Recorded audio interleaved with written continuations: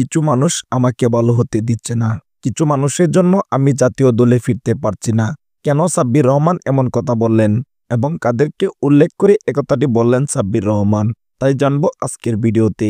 এটা অস্বীকার করা যাবে না, বাংলাদেশের একমাত্র power hitter batsman Sabbir Rahman.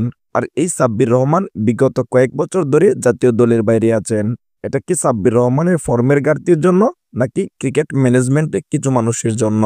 আপনারা অনেকেই হয়তো ভাবছেন সাব্বির রহমানের ফর্মের ঘাটতির জন্যই তাকে জাতীয় দলে সুযোগ দেওয়া হচ্ছে না। তবে এটা সম্পূর্ণ ভুল। আমি এতদিন যা ভাবছিলাম আসলে তা সঠিক নয়।